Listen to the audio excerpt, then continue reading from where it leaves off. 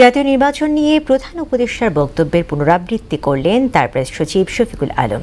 বিকেলে foreign service একাডেমিতে এক ব্রিফিংয়ে তিনি বলেন 2026 সালের 30 জুন বা আশপাশের সময়ে নির্বাচন হবে। ছাত্র আন্দোলনে গণহত্যাকারীদের বিচার নিশ্চিতের কথাও বলেন তিনি।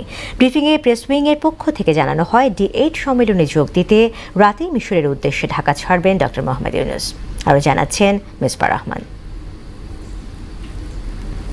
অন্তর্বর্তী সরকার গঠনের পর সবচেয়ে বেশি আলোচনা হয়েছে পরবর্তী জাতীয় নির্বাচন নিয়ে। নির্বাচনী মনোভাব থাকলেও প্রয়োজনীয় সংস্কারে বেশি গুরুত্ব দেয় বর্তমান সরকার। তবে 16 ডিসেম্বর নির্বাচনের সম্ভাব্য সময় ঘোষণা করেন প্রধান উপদেষ্টা। 2025 সালের শেষের দিকে নির্বাচন অনুষ্ঠান হয়তো সম্ভব হবে।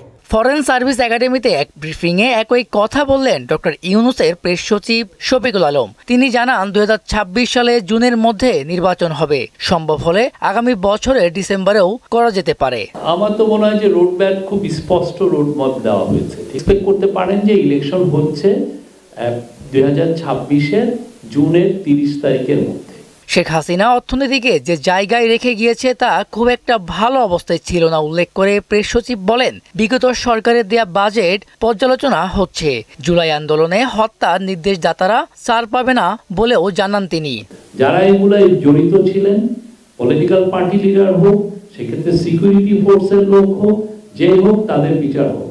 এদিকে 11তম D8 সম্মেলনে যোগ দিতে মিশরের রাজধানী কায়রোতে যাচ্ছেন অন্তর্বর্তী সরকারের প্রধান উপদেষ্টা ডক্টর মোহাম্মদ ইউনূস। এ বিষয়ে কথা বলেন উপপ্রেস সচিব আবুল কালাম আজাদ। অর্থনৈতিক উন্নয়নে এসএমইস গুলো খুব গুরুত্বপূর্ণ ভূমিকা রাখে।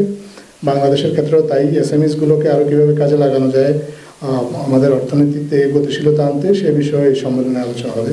অন্তর্বর্তী সরকারের দায়িত্ব নেওয়ার পর ডক্টর ইউনূসের তৃতীয় বিদেশ সফরে বিভিন্ন দেশের সঙ্গে কূটনৈতিক সম্পর্ক জোরদার হবে বলে আশা জানিয়েছেন প্রেস উইং। ইউথ এবং এসএমইস ইন শেপিং দ্য ইকোনমি, এই দুইটাই আমাদের এজেন্ডা, আমাদের জন্য দুটো খুবই গুরুত্বপূর্ণ ইস্যু এবং এই দুটো নিয়ে মূলত আলোচনা হবে। মিসবাহ রহমান, মোহনা সংবাদ, ঢাকা।